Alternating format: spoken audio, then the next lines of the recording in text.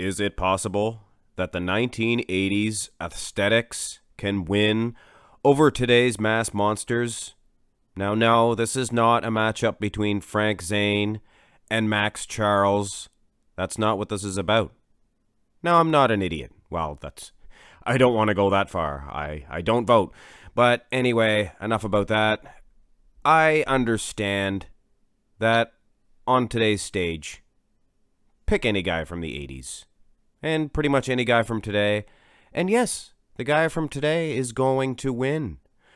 But if you know me by now, you know that I have a few tricks up my sleeve. And what we are going to do today, and I hope you guys enjoyed this, because it took a while to set up, things of that nature. But we're going to have the 8 mandatory shots, beginning with this front double bicep pose.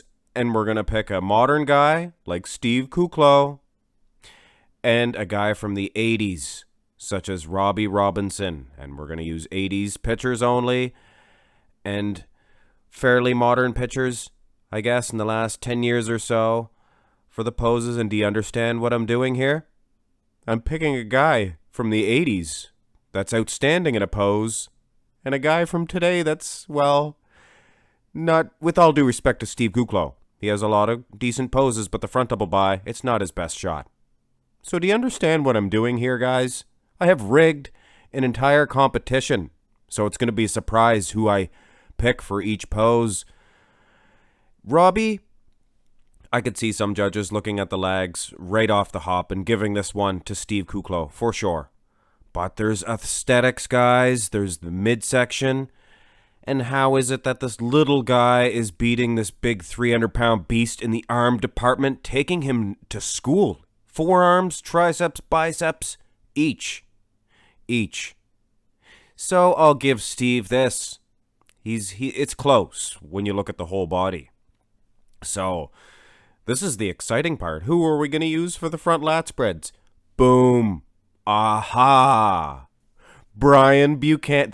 This is a fun video, guys, for me, so I hope you guys enjoy it too. This is Brian Buchanan. What an outstanding front lat spread. Godlike. Look at the waistline, and he even has the legs. Rolly Winkler. And I'm not using poor versions for these guys. It's a good version of Rolly Winkler, but there's no real good front lat spreads for this man. It's his, I don't know, wide waist, I guess, but he's not known for a wide waist, really. It's the midsection itself in this pose. His arms are far too big that they hide the lats, and there's just no way out of a loss here. Brian, small calves, like I said, or did I say that? I don't know. Brian has small calves, but so does Rolly Winkler. So this is a blowout victory, guys. 80s are in the lead. Can you imagine that? Now, the side chest was a little bit more difficult. This is Roy Callender and, of course, Branch Warren. Like I said, it's a little bit more difficult because they're so much bigger nowadays. Now, aesthetically speaking, I would give this one to Callender. Any day on the calendar. Look at the chest. He's hitting a 1980s bow. Just world class. And normally, guys, isn't it the case that Branch makes all the guys up on stage look like children in the calf department?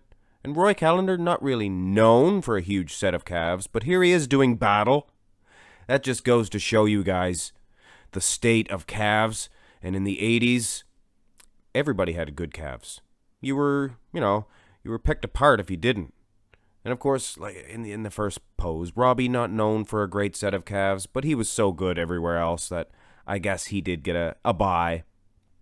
So guys, take your pick in this one, conditioning-wise, legs. But Callender has good legs here, just not as big. But I can understand you giving this one to Branch Warren. But look at the pecs, guys. It's all torn up, chewed up like a dog chewed on it like a pig ear. And look at Roy Callender's pec. You couldn't design a better side chest. So personally, I would give it to Roy Callender. In the side tricep, we have Bertil Fox against Sean Roden. Now, I understand Sean Roden's conditioning. If we could see these guys both live on stage at the same time, Roden has such thin skin and his conditioning. But guys, this is a fun picture comparison. And if you look at their arms, really guys, Sean Roden has no tricep to speak of, really. With all due respect to these guys. I'm just giving a coup to the 80s dudes. I mean, look at Brutal Fox's tricep itself. It's 3 mountains on top of each other. It's just incredible. Incredible. As Louis Marco says, tricepsies, baby, please. So believe it or not, guys, the 80s are dominating against today's competitors. But we haven't looked at the back developments, and as we know, there has been advancements, leaps and bounds in the back development. So who are we going to pick? Lee Haney. Who other than Lee Haney? And this is Big Mac. Max Charles. Max, usually the taller guy on stage here. Lee Haney. He was a giant, 5'11". They're both about the same height. But Max, he spreads eagle a little bit, so Lee ends up being a little taller. Max, of course, he's winning in the glutes, the hamstrings, the conditioning, that way. But are we safe to assume that the judges are just not going to look at the back developments? Come on, guys. I even think today's judges would have no choice but to give this one to Lee Haney. And I understand there are conditioning things of that nature that the judges would be looking at. But I believe they would look at the aesthetics and the muscle, where there is muscle, where they're looking.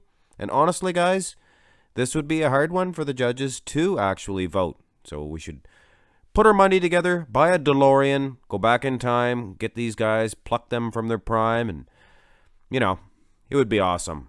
But anyway, Haney gets the rear lat.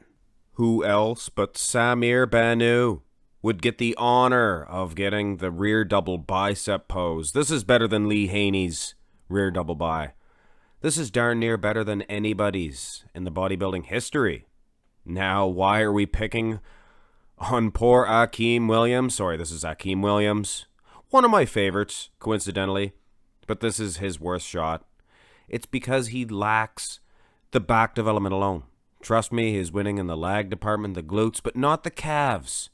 Not the calves. These guys from the 80s sticking it, really sticking it to today's competitors in the calf department. So they're basically saying, keep your glutes, I'll win in the calf department, and we'll call it a draw. Could you imagine if Akeem Williams, with this structure, legs, glutes, arms, boom, if he had Samir Banu's back development? Holy cow. Anyway, he doesn't, and it's this. And let's face it, guys, this is a blowout for the guys from the 80s. And I'm sure a lot of you were thinking, no, the guys from the 80s can't beat today's guys. But by the end of this, and this is almost the last, there's only 2 more poses. You guys are probably considering that, yes, these guys from the 80s are defeating today's competitors. Ab and thigh, like the rear double bi, there's nobody else but Frank Zane for the rear double bi for Samir. There's nobody else but Frank Zane for the ab and thigh. And trust me, I see that, and this is, William Bonhack, rather. A little tongue-tied today. There's no doubt he is winning in the lag department, in the thigh. But guys, look at the upper body. This is a more dominant victory for Frank Zane as far as that's concerned. So I guess if it's a tie, upper body versus lower body, which guy looks better? Come on. And if the aesthetics are not enough to convince you of a victory here, well, there are also other means of defeating William Bonhack, if you know what I mean. So, you know, we can haul out Tom Platz and just blow him away, you know. And Tom is winning in the thigh, in the abs, all together. But I like to throw Frank Zane in there. Aesthetically, I love his ab and thigh. And with one pose remaining, the question dangles in the air. Who will it be for the most muscular? Why, it's 80s mass monster, Phil Hill. If you're not familiar with Phil Hill, he was an absolute beast. I'm actually going to do a video on him soon enough. Look at the quads. They're more than matching Kai Green. The feathering, things of that nature. Keep in mind, this is an old 80s picture. Very narrow clavicle did Phil Hill have, so Kai may be winning in that aspect. I don't like to give any of the modern guys a victory, though. Let's have a different version. And this is a hands on hip, and they're both hitting it the exact same ways. Interesting, very interesting. And again, that narrow clavicle for Phil Hill. But even with that narrow shoulder width, he's probably still winning in the pec department and the arms. Those lowly inserted biceps, fantastic. Kai Green, never the best in the most muscular, but I guess it is close. So Kai, I guess he gets a bye in this one, slightly. But altogether, guys, 1980s aesthetics cleaned house, and I mean cleaned house in this competition. Anyway, guys, I hope you enjoyed this little bit of a different video and look forward to more videos of this nature every Saturday. So just in case there was nothing that you enjoyed on Fan Requested Friday, there's something else to look forward to, of course. Hit thumbs up, guys. Subscribe to the channel. Follow me on Instagram as well. Have a great day.